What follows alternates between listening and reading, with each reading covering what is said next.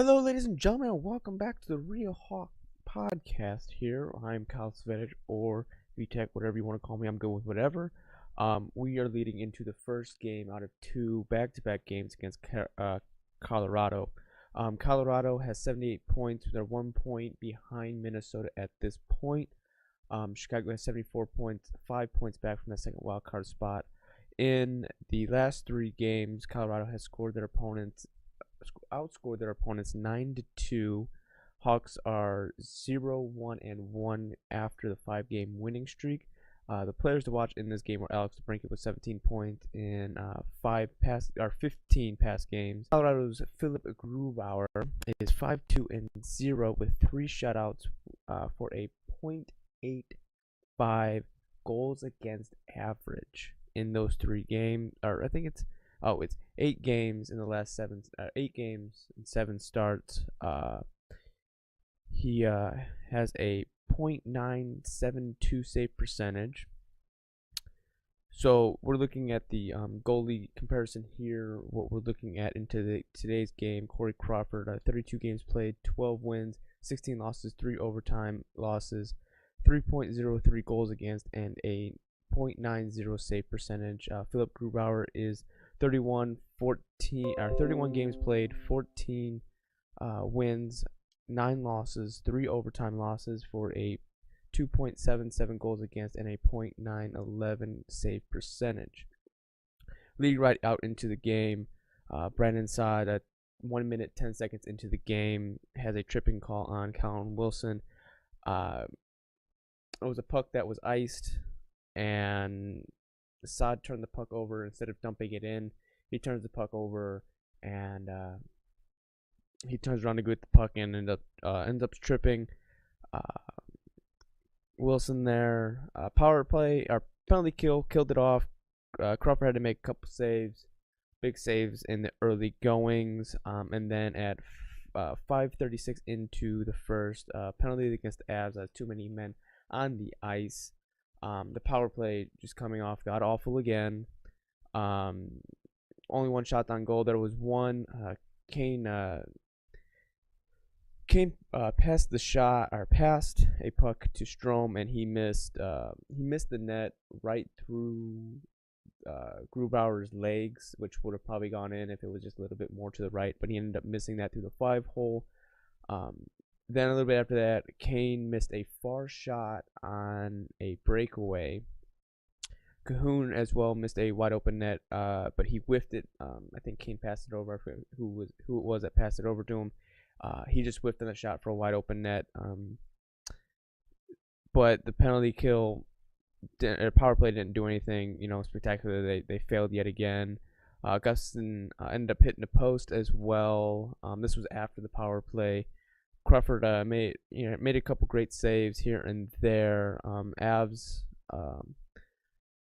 I'm not really writing down what the Avs did or what their shots were, how that all worked out, just because I don't know their names very well. So it would be kind of repetitive, like I said, saying, well, Colorado passed the puck to Colorado, and Colorado shot the puck, and they missed that. So I'm not, not too much of that unless I know the names pretty well. But then at 17:39 into the first, Brandon Saad had a tripping on TJ Comfer. Saad was in the ozone, kind of got. He was in the ozone a little bit, and he kind of got bumped. And then the puck was off his stick. He went to go for the puck again, and JT comes flying over, and his stick kind of got in the way and ended up tripping him. They killed it off. Penalty kill's been doing very well, but no goals in the first. It was a very fast period. It went by really, really quick. I was surprised how fast the game went on. There was, I think, maybe 2 commercial breaks, one at the beginning and like one at the very, very end. So it was a very fast-paced back-and-forth game. Defense is playing really well. Goaltenders are still playing very, very decently. Good opportunities from both teams. There was a couple, there was a puck that was laying in the middle of the ice, stuff like that. So, but nothing too, everyone had their chances, basically. Chicago, 8 shots on goal, 58. in the percent, 58.3 in the faceoff dot, 10 hits, 2 block shots, 0-1 on the power play, 4 penalty minutes, 1 giveaway, 2 takeaways. Colorado had 7 shots on goal, 41.7 in the faceoff dot, 8 hits, 4 block shots, 0-2 on the power play, 2 penalty minutes, 3 giveaways, and 1 takeaway. Going into the second, 3 minutes and 7 seconds into it, JT Comfer ends up scoring his 16th of the year. Kerfoot had his 24th assist of the year. It was tipped right in front of Corey Crawford. The shot was low. It was from the blue line. It was low. Crawford down in the butterfly. It was tipped out right in front of him by JT there, and it just goes top shelf on him. There's nothing much he could do on that one. It was just one of those goals that, you just shot the puck there, and there's no Hawks there to defend him, get him out of the way, and he just has a stick on the ice, and next thing you know, it's in the back of the net. It was one of those things. Crawford couldn't do anything about that one. Not going to blame him for that one. Maybe blame the defense a little bit for no one getting him out of the way. I mean, throughout the game, Colorado was in front of Corey Crawford a lot. Chicago, they were, but they weren't. It was just one of those things you kind of had to deal with. But about 5 minutes later, Jonathan Taves scores his 32nd of the year unassisted. But what ends up happening is the Hawks are in their D zone, and the puck gets past. Secura kind of tips it a little bit, and it goes flying down to the other end of the ice. They didn't call icing on it, which I can understand why. It wasn't really sure. It was just more of a deflection that went down there. It was Colorado who passed the puck. Kane goes around the net. I think McKinnon was the one that ended up getting the puck, and Kane does a little good work of kind of getting his stick or his skate in the way, and it deflects off his skate back to Secura. Secura gets poke checked by Grubauer, and Taves puts it in on his glove side. I believe it was short side. So, a little good work there. There was a couple. Gustafson whiffed on a one-timer from Kane.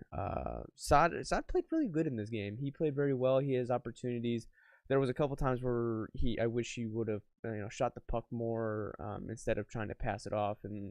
But at this time it's a tied game, and anything can go on from there.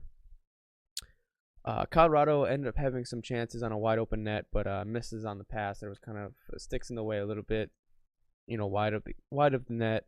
All the good stuff.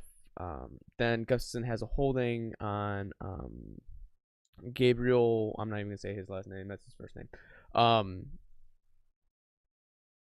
It was, in my eyes, a bad penalty. He didn't have a stick, and he was going around the back of the net, and he was holding on to it. It was just one of those that you really shouldn't have been a penalty. He shouldn't have really done, but he had no stick, and he was trying to play aggressive, and that's something he does, and it just one of those penalties that happen.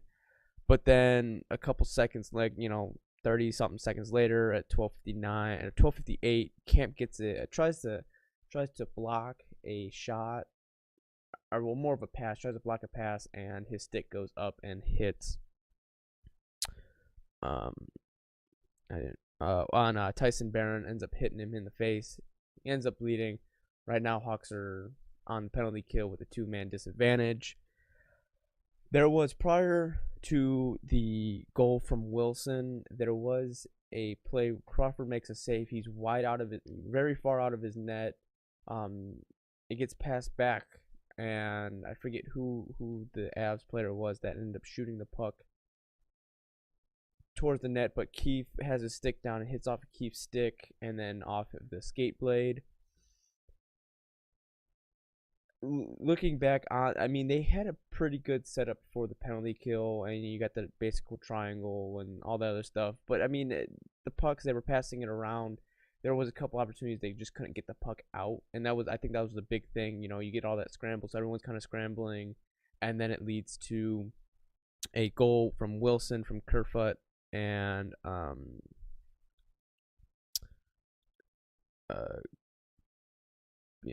from Kerfoot. He gets a pass from Kerfoot.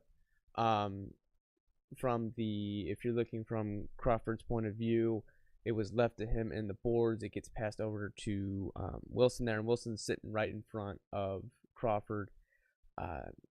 He ends up turning. It was more of a deflection of a pass than it really was a shot, and it gets a little piece of Crawford, but it kind of goes through him. I think he wish he would have kind of had that back, but really, what do you do in that situation when you have a full penalty to kill off from a disadvantage, but then also you have a 4-minute minor that you are a 4-minute minor you have to kill off. So essentially, there's 6 minutes of power play time for the Avs. They cash one in.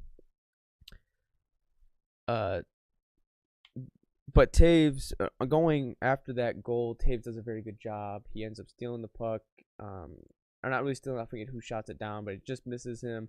He ends up coming weaving around, does a very good job on the penalty kill. They end up killing off that the double minor. So still just 2-1. Then at 17:42, there's a penalty by Tyson Jost. Cross-checking on Duncan Keefe. The power play a little bit better on that. They got a couple shots there, but DeBrincat, it's not clicking for him. He's missing one-timers that he's normally used to making. It's just right now the power plays at 1 for 23 in the past how many ever games it has been, but nothing's clicking, nothing's going to the back of the net. Big time scorers aren't scoring anymore. It's just there's a lot of things that are happening that needs to happen. But at this point, I mean, defense is playing very well. Offensive people aren't scoring. Your Kane's not scoring. Your DeBrincat's not scoring. Perlini's cold again. Strome's not scoring. Taves the only one that has scored so far, but I mean he had help from Sekera and Kane a little bit, but they may have ended up giving. I think they gave back Sekera the assist. I remember them talking about towards the end of the game that I believe they gave it back to him, so it really wasn't unassisted. I think Sekera ended up having an assist.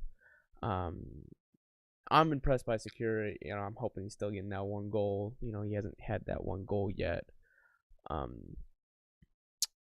Crawford's making big saves, so is Grubauer.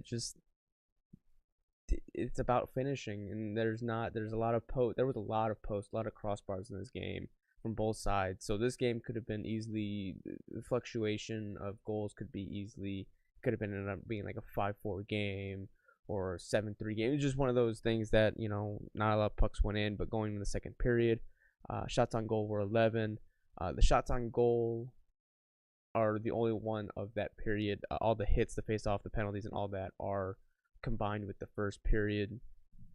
So at this point, the Hawks have 10 hits, 60% on the face-off dot, 0 for 2 on the power play, 10 penalty minutes, 8 block shots, 2 giveaways, and 5 takeaways.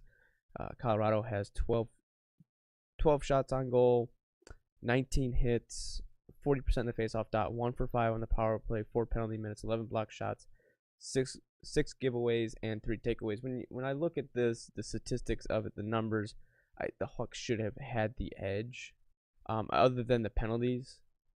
But the block shots, more of the giveaways and takeaways. I mean, if you combine all those together, it's 11 times the Hawks had the puck that Colorado had the puck, and either they turned it over or they forced a takeaway. So in that aspect of this should have been a little better. The third period, I didn't really write a lot down because then reality started kicking in a little bit. I'm thinking playoffs, how that's all going to work out, and then right away at 1:26, Andrew Ghetto scores his 6th of the year. Johnson gets his 16th assist, and Wilson gets his 13th assist of the year.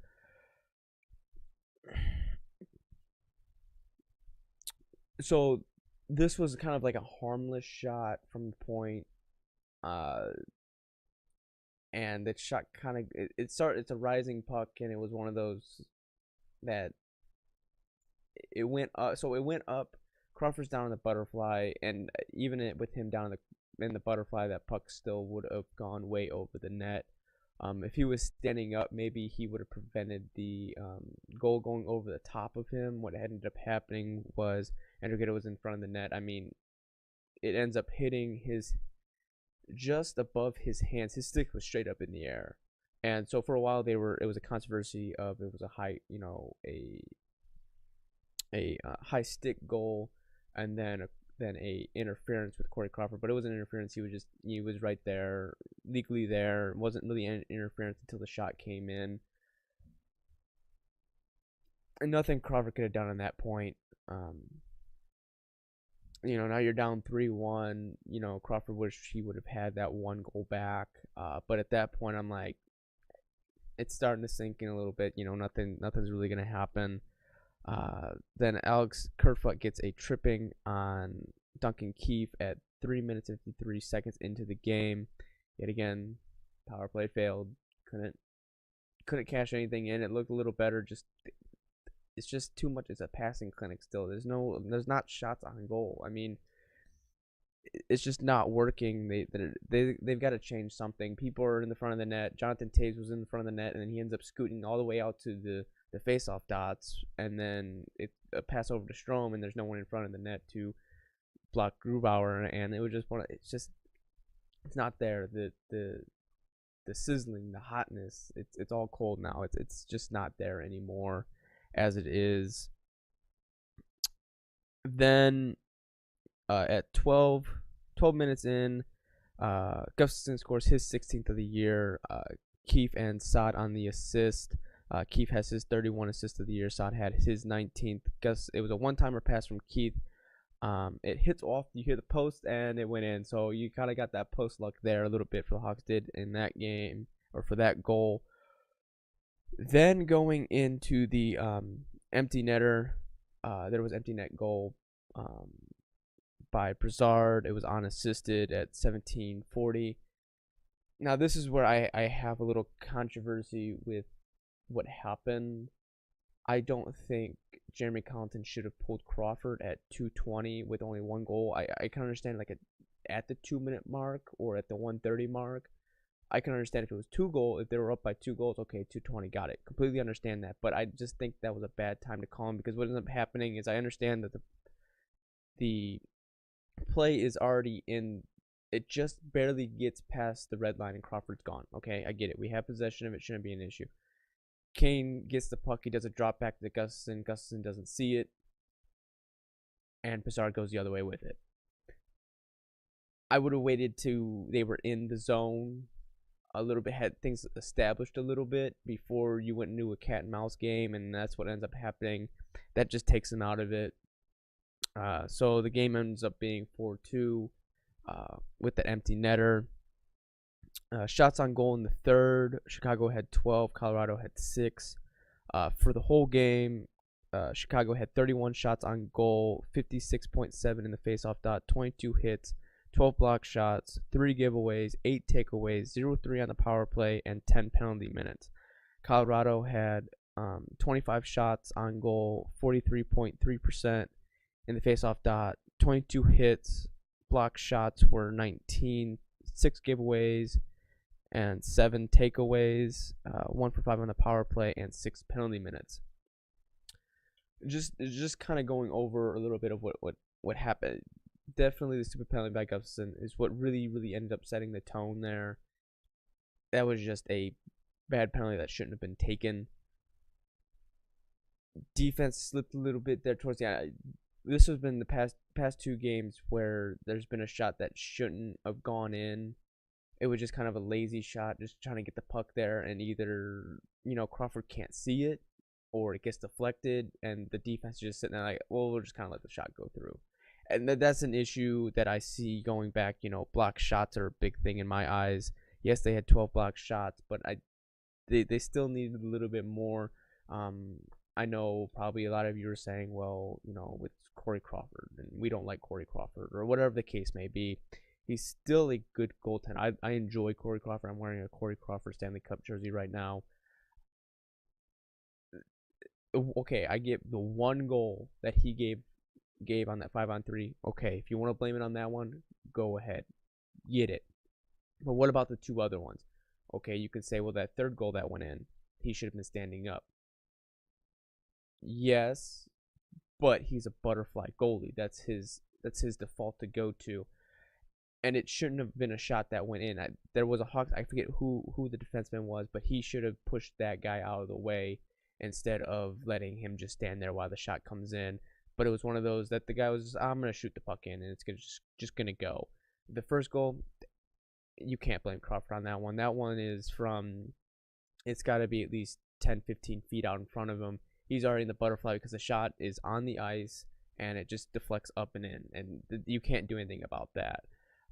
So I'm an avid believer that game, these 2 games, 3 games, okay, going into, the 3 games prior to that overtime loss, okay, you could probably blame that loss on Crawford. Okay, no, it's overtime. I mean, it's meant for people to score goals. If there was a defensive breakdown, there's a lot of things that could happen. The last game, there was some shots there that should have been stopped. There's a lot of things that I've seen that, defense has been playing well, but in key situations they don't play well. If you kind of understand what I'm saying, that's still a learning point. They're still getting to the, Crawford had to make a lot of saves. There's saves that you can only say so much about. You only look at the bad things, but you got to look at, okay, Colin Delia doesn't soak the puck up very much. He gives up a lot of rebounds. Ward, I don't think he has it anymore. I just don't think he don't get me wrong, he's a good goaltender. I just don't think he's at the level that he used to be at. I think he's kind of past his prime. I think he's just on the downside of it. He's a backup goalie now. There's a reason Carolina didn't want him. That I don't know why we picked him up in the first place, just because we got rid of Scott Darling for some God knows what reason. But that's front office, all the other good stuff. But Crawford's still playing good. I'm not saying he's playing bad. I mean, he's kept us in a lot of these games, especially 5-game winning streak. It's all part of that. There's just a lot of things that everyone has to look at and say, it's just not on the goaltender. Not everything's going to be on the goaltender. Sometimes you got to look at what's going on. The offense isn't scoring this, so that doesn't give you a lot of it doesn't give you that motivation. You see, oh, that puck goes past him, or that puck doesn't go in the back, and that hit the crossbar. There's just a lot of things that aren't helping people out, especially having 10 minutes in the puck. You give up five power plays. One of those are bound to go in, especially a 5-on-3, a very long, extended, full 2-minute 5-on-3, and then killing off a double minder on that. There's a lot of things that just went wrong in that game that shouldn't have happened. I think the penalties is really what lost us this game today, especially the Hawks, and just losing that. But going into total, the individual stat leaders, Duncan Keefe had 26-24 on time of ice, 26 minutes, 24 seconds. Hits, Eric Gustin had 8 hits. Strome and Gustin had the most shots on goals with the Hawks at 4. Block shots was Brent Seabrook at 3. And Taves is finally on this. He had a great day at the faceoff dot. He had a great day. 83%. He was going into the third at least 14-2, 14 wins, 2 losses on the faceoff. So he stepped it up there. I would say he had a pretty decent game. Crawford, 21 saves, 24 shots against, for a save percentage of .875 and 3 goals against. Going into Colorado here, Kempfert had 24 minutes and 43 seconds. Zedorov had 4 hits. McKinnon had 5 shots on goal, and Cole had 4 blocked shots. Philip Grubauer had 29 saves, 31 shots against, for a .935 save percentage with 2 goals against. 3 stars of the game: Colin Wilson, Alexander Kerfoot, and Sven Andrighetto. So the Hawks end up losing 4-2 with that one empty netter, or whatever the case may be. Looking at tomorrow's game, if they don't end up winning that game, the playoff chances are basically over. They're gonna need a miracle. So they need to start out on the right foot and win tomorrow at home in front of the fans. I'm gonna be there, so they better freaking win. But the next 3 games: Colorado, at Arizona, and at San Jose. They're 6 points out of the second wild card spot, and that with this win, Colorado bumps up into the second wild card spot. So yet again, we've been chasing them, but now they are in that spot, and there's going to be a lot of logging. And I understand that when I while I'm doing this is about 30 minutes after the game. I'm gonna end up posting this Sunday, so which is right at time now is it's Saturday, so anything can change, but that's what I have right now. It's just one of them things that needs to be looked upon, and I think they need to really simplify their game. They just got to go out there. They all have to be selfish. They all have to take the puck if they have a lane shoot.